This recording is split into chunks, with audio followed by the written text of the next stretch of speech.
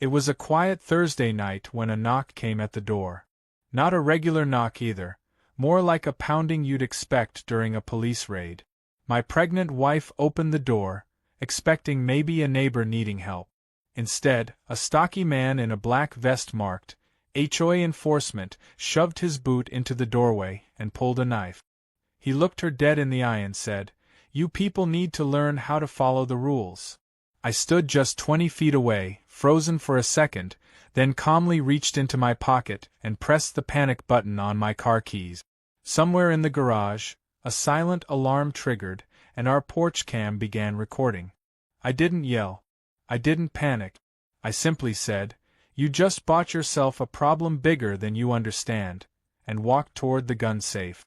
That was the moment the thug realized he picked the wrong door. Just 2 hours earlier, the evening had been normal. My wife and I had been planning the nursery layout, arguing over paint colors and whether or not a stuffed giraffe was really a necessary addition. I had gone out to the garage to look for an old paint swatch when I heard the knock. At first, I ignored it. We get the occasional package or campaign flyer, and usually the dogs bark before I even hear the bell.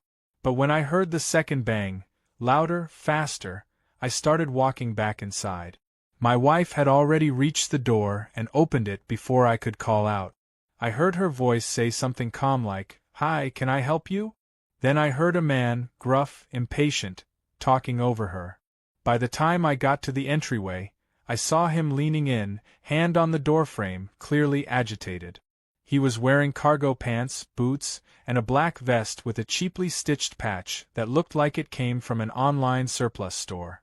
HOA enforcement doesn't even exist. I knew that. Everyone with a brain knew that. But this guy was waving around a clipboard like he was some kind of authority figure. And then, as my wife tried to close the door, he jammed his boot in the gap and pulled a small knife from his pocket, flipping it open with a click that immediately spiked my adrenaline. I'll never forget the look on my wife's face. It wasn't fear, it was something colder. She had been through enough already with the HOA and their harassment. But this crossed into a whole new category. And as I stepped into view, her eyes locked with mine. No screaming. No chaos. Just a silent communication between two people who had been through their fair share of fight. I calmly pressed the panic button hanging from my belt loop. It wasn't just for the car. That button connected to the house's security system. Cameras, alerts, and automatic evidence upload. We had installed it after the HOA accidentally fined us for a fence they claimed didn't exist, then removed the fine after losing the paperwork. That night, I was glad I over-prepared. The man looked at me and hesitated, knife still in hand. I didn't say a word. Just turned around and walked slowly down the hall to the basement door. I could feel his confusion as I unlocked the door and descended. By the time I returned, he was gone. I didn't have to chase him. The system already tagged his face, captured his plates, and pinged the footage to our secure cloud. Within minutes, law enforcement was on their way. Rewind a few weeks, and the signs were already there. The HOA had recently elected a new president, Karen Westbrook, who came in swinging like she was running for sheriff in a spaghetti western. She rolled out new policies without board votes, created ridiculous enforcement rules like no driveway chalk and no garage doors open longer than 5 minutes. The neighborhood was furious. But Karen had a strategy: intimidate the quiet ones and surround herself with yes-men. That's when her volunteer HOA patrol started showing up. They wore cheap vests and used old two-way radios to march around like they were some kind of private police force. I brought it up at the last meeting, asked where the authorization came from. Karen responded with a smirk and a patronizing, "Some people just don't like accountability." Nobody voted for patrols. Nobody authorized weapons. But when I asked to see the minutes, they had already been archived. I tried to warn the neighbors. I even made flyers explaining the limits of HOA power and the legal risks of letting untrained security act on behalf of the board. Most nodded along. A few even told me to run for president next term. But the problem was immediate. Karen wasn't waiting. And clearly, neither was her thug squad. Back in the present, once the man ran off, I made sure my wife was okay, double-checked the footage upload, and sat with her while waiting for the sheriff. She was visibly shaken but composed. We had been through worse. She had once had to testify against a former coworker who stalked her for months. She didn't scare easy. But this? This was different. It happened on our doorstep, in our supposed safe neighborhood. And it wasn't just some random criminal, it was someone backed by a community board pretending to enforce the rules. When the sheriff's deputies arrived, they didn't waste time. One look at the footage and they immediately recognized the gravity. The man was identified within hours thanks to facial recognition and license plate data. Turns out, he wasn't even a resident. He lived 2 towns over and had been hired, unofficially of course, by Karen herself. Apparently, he was a friend's cousin who volunteered because he believed in clean communities. The deputy looked me in the eye and said, "Sir, if you hadn't had cameras and composure, this could have gone a whole different way." He wasn't wrong. That night I didn't sleep. Neither did my wife. Instead, I started preparing every piece of evidence I had, from the HOA emails to the footage, to my prior complaints, all organized in a zip drive. I didn't want revenge. I wanted justice. And by morning, justice was already knocking on Karen's door. Because that wasn't just an angry man with a knife. That was an act of aggression enabled by an unregulated HOA gone rogue. And I had just started to fight back. The basement safe wasn't just some gun locker I bought from a big box store. It was custom built into the foundation, hidden behind a false wall panel I installed myself. When I said I was unlocking something necessary, I meant it. Years ago, I worked as a federal security contractor, the kind of job that teaches you to stay 5 steps ahead of threats, not 2. While most people stocked up on flashlights and canned goods, I invested in tactical gear, biometric locks, and a security system with redundant power backup. I never thought I'd need any of it against my homeowners association, but that night changed everything. My wife sat on the couch clutching a glass of water, her hands steady even as her eyes darted toward every sound. The adrenaline had passed, but the reality hadn't. Someone sent a man to our home with a knife, and now that someone was about to meet a version of me they hadn't anticipated. When the safe opened, I took only what I needed. I holstered my Glock 19, secured in a retention rig under my flannel, and double-checked the mag. I wasn't preparing for a firefight, but I wasn't walking into the next interaction blind either. It wasn't about showing force. It was about being prepared in case this fake enforcement squad decided to come back in numbers. They'd underestimated us once.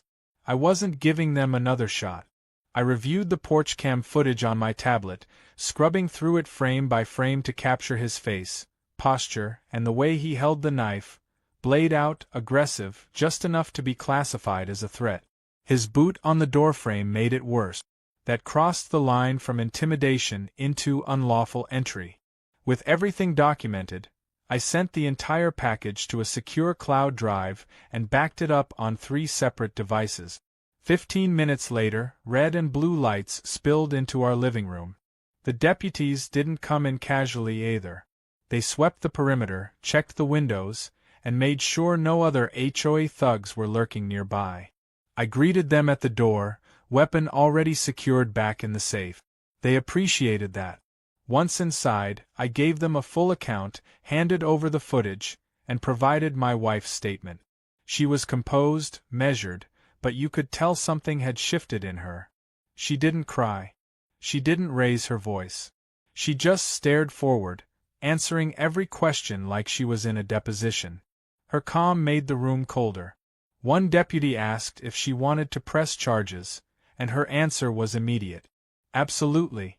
By midnight, they had already identified the suspect using facial recognition from the footage. His name was Daryl Riems, a 34-year-old with a long trail of minor infractions, including trespassing and impersonating private security. Nothing violent on record, but his behavior showed a pattern. The biggest twist? He wasn't a resident. He didn't live in our neighborhood. He didn't even have a friend here. His connection? Karen Westbrook. She had apparently referred to him as her neighborhood safety consultant in several internal emails we weren't supposed to see. One of the deputies hinted they might be more than just friends, considering the number of HOA checks he cashed last quarter. That's when it started clicking together. The next morning, Karen made her move. She strutted up our driveway like she was about to deliver cookies, wearing her usual pastel suit and oversized sunglasses like she was auditioning for Real Housewives of the Suburbs. She didn't even knock. She rang the doorbell twice and folded her arms like she was doing me a favor by waiting. I opened the door only halfway, made sure the security camera was recording, and said nothing. She launched straight into her speech, no apology, no shame. She said the man from last night was just trying to remind us of our community rules, and that perhaps he came off a little strong. A little strong? He pulled a weapon on my pregnant wife. I didn't answer her. I just held up my phone, tapped the screen, and played the video of the knife being flicked open. Her smile disappeared. She took a step back, glanced at the camera, and said, "You know, there are two sides to every story." I told her she should probably start preparing hers for the sheriff's office because the footage was already with them. She turned and walked off without another word, but not before mumbling something about defamation and community safety. I almost laughed.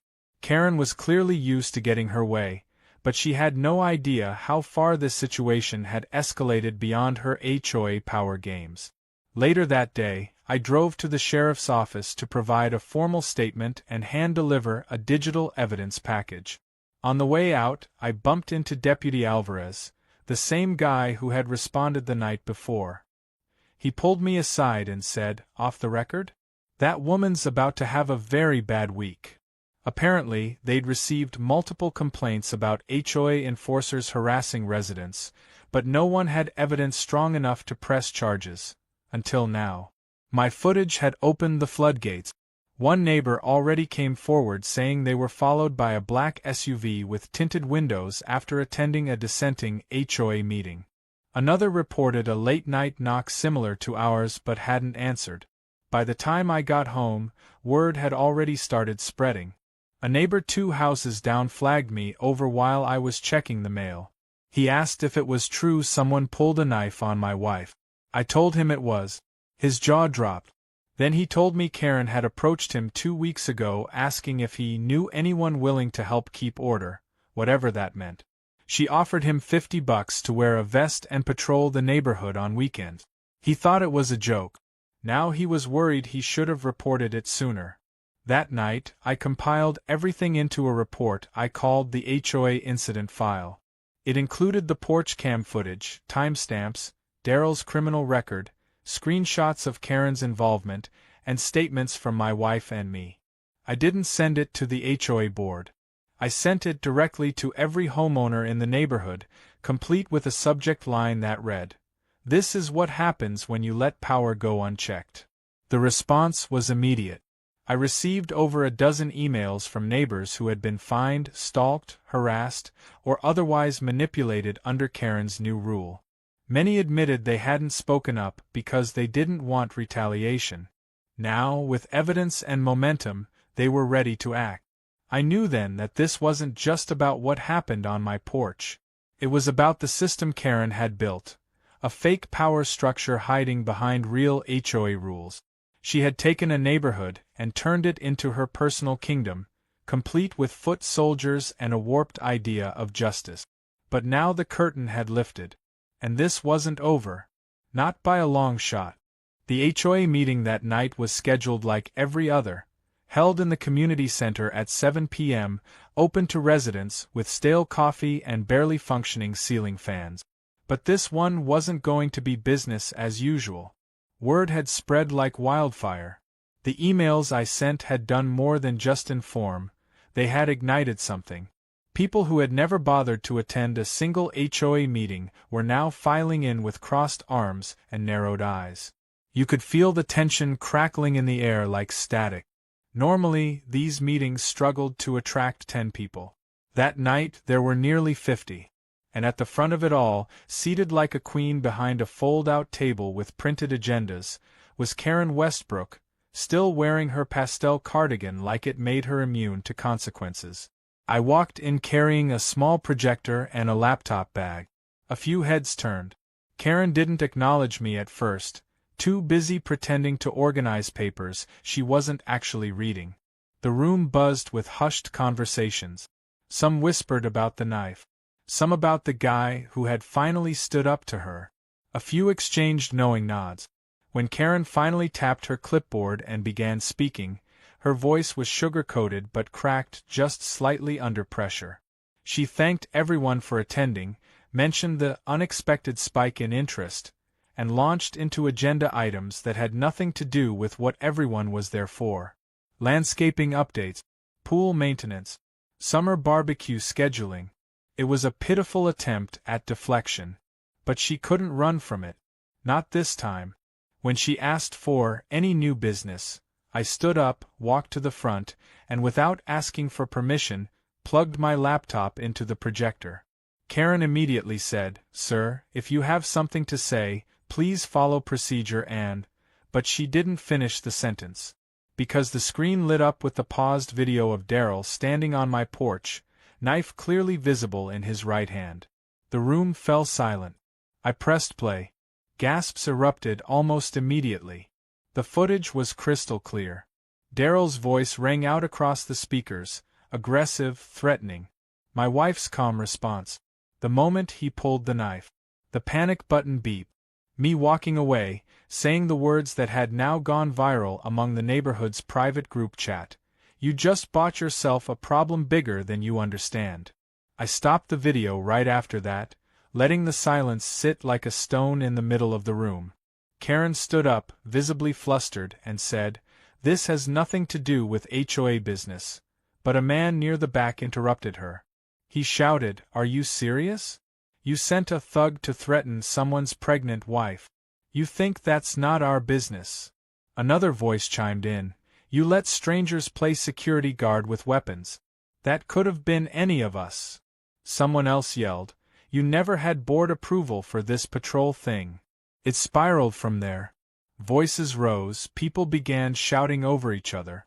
Karen tried to regain control, banging a plastic gavel like it meant something, but no one was listening.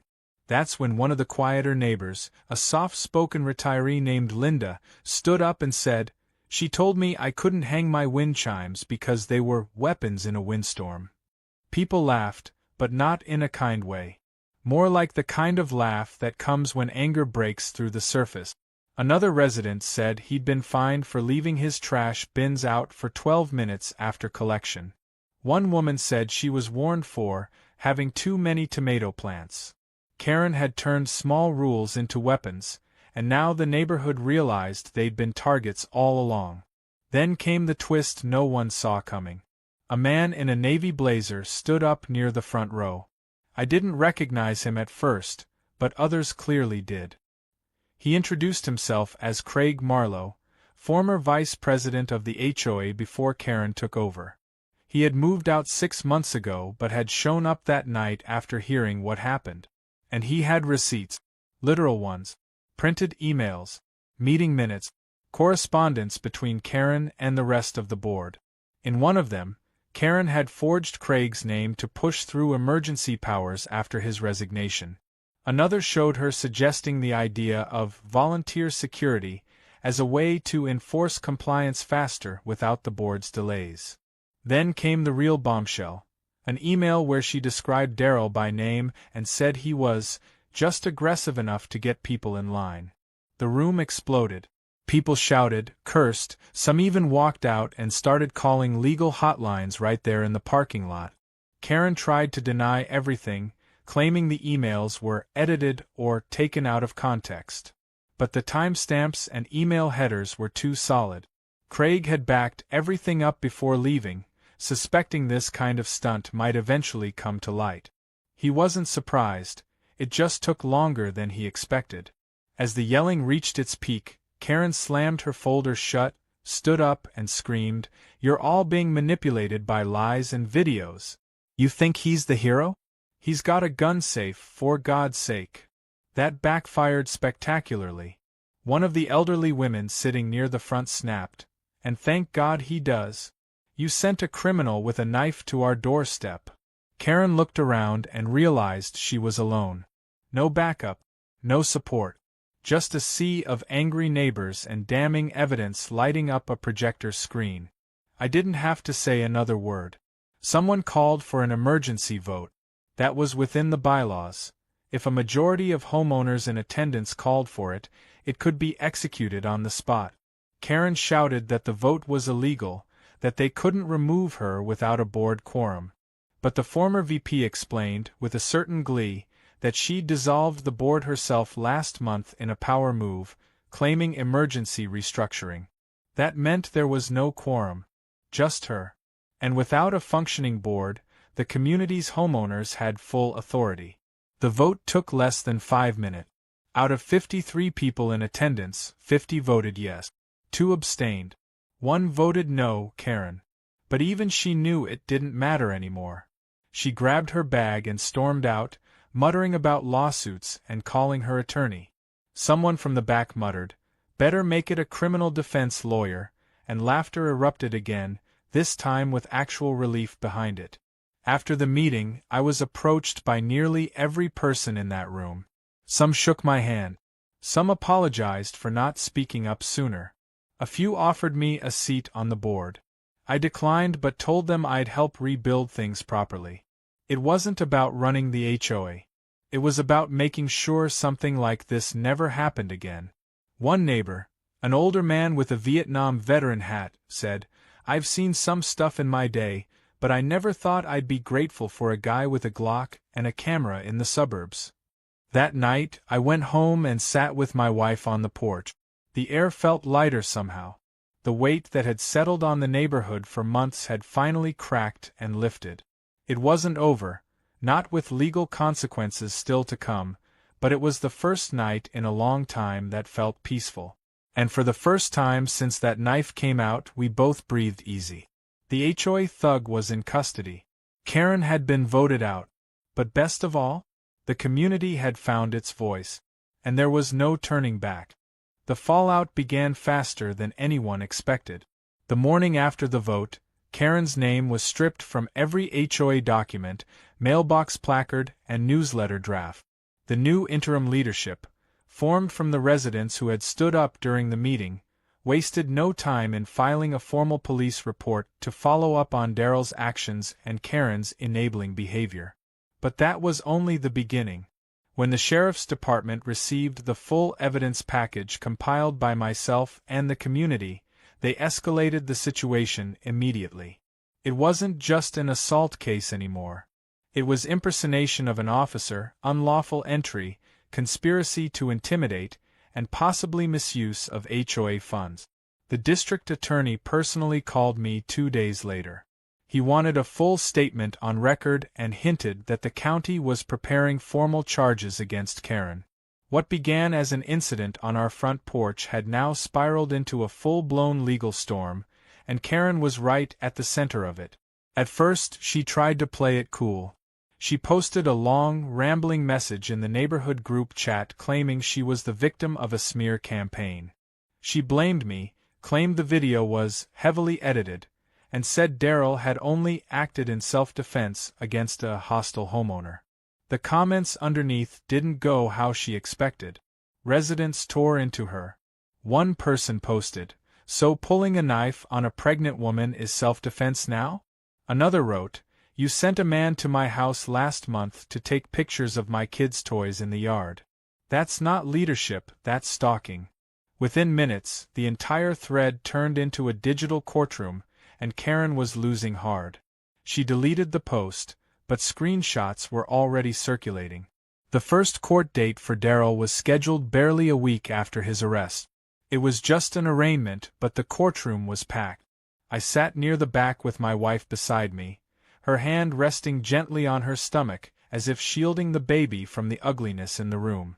Karen showed up, too, sitting several rows ahead with her arms crossed and a look of smug defiance plastered across her face.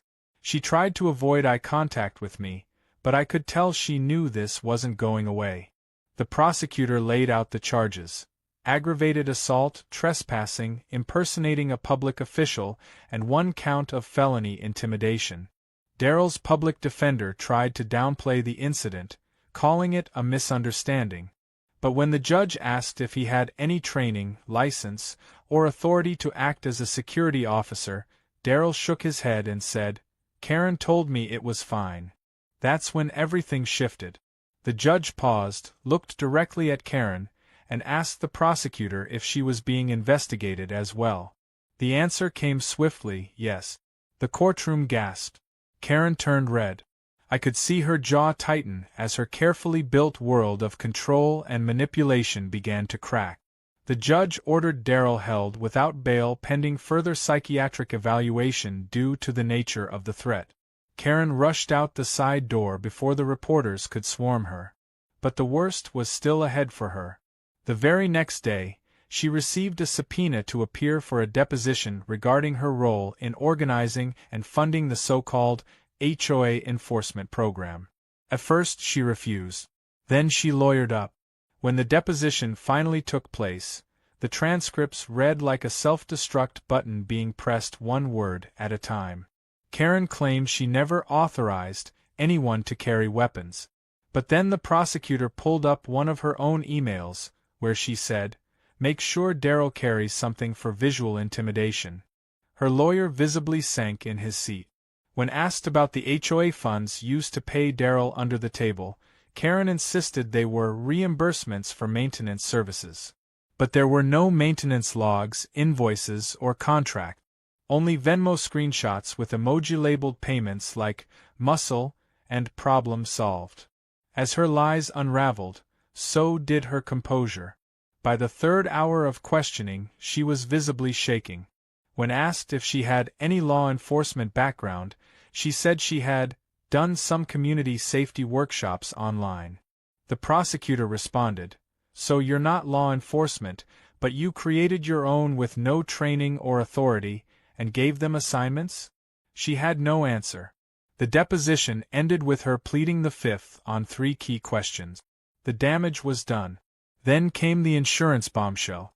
The HOA's policy provider launched their own investigation once criminal charges were mentioned. It didn't take long for them to declare that Karen's decisions fell well outside the bounds of insurable activity. That meant the HOA was personally liable. And since Karen had dissolved the board and operated as a one-woman regime, she had no shield. The association's lawyer explained this in a community email that was both clinical and brutal. The homeowners were furious. Lawsuits started brewing. People who had been fined illegally demanded their money back with interest. One neighbor even filed for emotional distress after Karen's enforcer allegedly followed her teen daughter home from school. With the pressure mounting, Karen tried a last-ditch media play. A local news crew showed up on her doorstep. She agreed to an interview, standing in front of her meticulously trimmed hedges, still trying to play the misunderstood leader. She claimed everything she did was for the safety of the community and that she was being vilified for trying to make the neighborhood better. But then the reporter asked her what she meant when she texted Daryl, "Let them feel scared." Karen stammered, called it a joke, and then tried to pivot. But her mic was still hot and she muttered, "They're all idiots anyway," just before walking off. That clip went viral. The community's reaction was immediate. Her remaining supporters, if any existed, vanished. The news station replayed the interview with a banner that read, "HOA from hell?" in bold letters. Even state officials began looking into oversight laws for neighborhood associations. Karen had gone from queen bee to cautionary tale in record time. For us, the weight started lifting. The civil suit we filed progressed quickly. The evidence was overwhelming. Between the video footage, the forged emails, the misused funds, and the harassment stories from neighbors, the case was rock solid. Our attorney told us we could settle early if we wanted, but my wife said, let it go to court. Let them hear everything. She wanted it on record, wanted it to be a lesson not just for Karen, but for any group that thought fear was a valid form of governance. We spent the next few weeks gathering witness statements. Some came in handwritten letters, others in quiet conversations at our doorstep. People apologized for staying quiet. Others thanked us for speaking up. A few even confessed they were afraid of retaliation, especially from Karen's so-called patrol squad. One man revealed he had filmed an interaction where another enforcer yelled at his kids for riding bikes on the sidewalk. That footage, too, would become part of the larger case. In the meantime, our house slowly returned to normal. My wife focused on her pregnancy, finding small moments of peace in the nursery. We'd finally started decorating again. I reinforced our security system, not because we were afraid anymore, but because we had learned just how quickly safety could become fragile. The threat was no longer at our doorstep. It was in the courtroom, and it was losing. We didn't want revenge. We wanted accountability, and we were getting closer by the day. By the time the final court hearing arrived, the courthouse was packed not only with neighbors but also with a few curious local journalists who had been following the case like it was a courtroom drama. Everyone had seen the viral clip, the porch cam footage, and the news segment where Karen's mic caught her calling residents idiots. Now they wanted to see how it would end. The judge presiding over the civil suit was a stern, gray-haired man with zero tolerance for nonsense. From the moment he entered the courtroom, he made it clear that this was not just a petty HOA dispute. It was a matter of community safety, abuse of power, and personal accountability. Karen sat stiffly at the defense table, her lawyer flipping through a binder filled with excuses that were no longer effective. Her hair was tightly pulled back, makeup immaculate, but none of that could hide the fact that she looked worn down.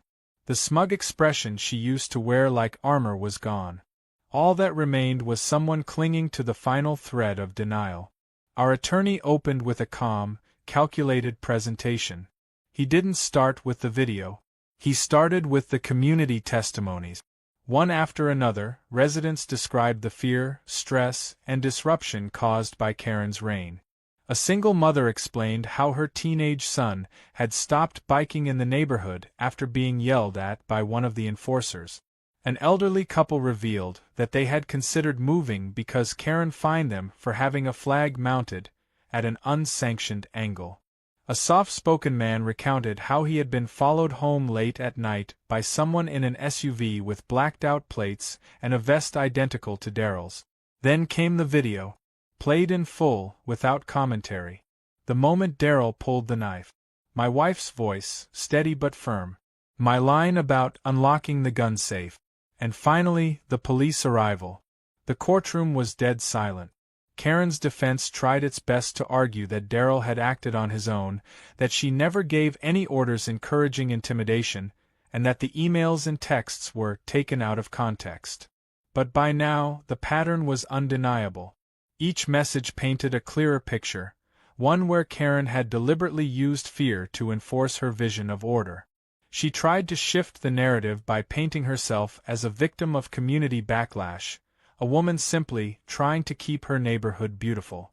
But when the judge asked her why she continued to deny wrongdoing despite overwhelming evidence, she didn't have a coherent answer. She said she felt betrayed by the residents she tried to protect. The judge didn't blink. He told her that leadership without accountability is not service, it's tyranny in disguise. The ruling came that same afternoon. Karen was found personally liable for damages and emotional distress caused to my wife, myself, and the community at large. The court awarded a total of $275,000 in compensation, most of it directed to my wife for the trauma and risk she endured during the knife incident. But that wasn't even the part that hit Karen hardest. The HOA, under new leadership, filed a separate lawsuit to recoup funds misused during her time in control. She lost that one too. Her personal bank accounts were frozen, her property liened, and her once pristine Lexus was repossessed right in front of her house with half the neighborhood watching. Someone even live-streamed it, and by morning, a video titled, "Karen's Lexus Gets Towed, Justice for the HOA" was trending locally. What followed was almost poetic. Karen moved out within 2 weeks, her house going up for a rushed private sale to cover her legal costs. She didn't say goodbye to anyone, just packed up her things, pulled the shutters closed, and vanished like a storm that had finally blown itself out. A week later, her house was stripped of the pastel pink shutters she'd insisted all homes should have, and a new family moved in, a young couple who brought brownies to every neighbor on the block their first weekend. The neighborhood itself seemed to breathe easier.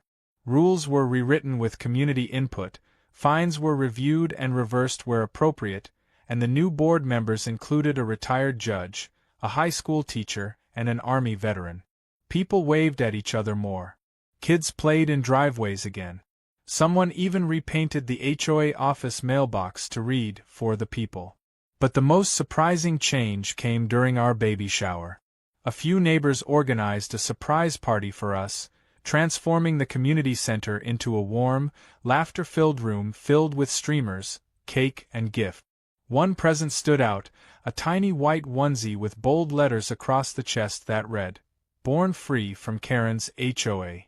The entire room erupted in laughter when we held it up. It wasn't just a joke, it was a symbol. We had stood up, fought back, and changed something that most people assume can't be touched. HOA power has always felt untouchable, like a shadowy hand behind a curtain. But this time, the curtain had been yanked wide open. We didn't just remove a bad actor. We exposed how quickly power can spiral when people are afraid to speak up. A few weeks later, as life returned to normal and we settled into late-night baby prep routines, I received a letter. It was from the district attorney's office, informing us that Karen had accepted a plea deal to avoid further criminal charges. She would avoid jail but be permanently barred from holding any leadership position in any HOA, housing authority, or community organization in the state. That might not sound dramatic to some people, but in our world, that was everything. Karen had built her entire identity around being in control. Now, legally, she couldn't control a single street lamp. I mounted the letter in a shadow box and hung it above the gun safe, the one she never even saw. It wasn't to gloat. It was a reminder that preparation, calm action, and truth win over threats and manipulation. A reminder of how close things came to going very wrong. A reminder that the quiet ones often carry the biggest response when pushed too far. That summer, as we brought our newborn son home, I stood on the porch with him wrapped in a blanket, watching the sun set over a quiet street where no black SUVs lingered, no clipboard-toting strangers paced the sidewalks, and no pastel-colored tyrants decided how high a flagpole could be. The chaos was behind us, but the lesson stayed sharp. You protect what matters. You stand your ground. And sometimes, when a thug pulls a knife, you remind the world why you built the safe in the first place.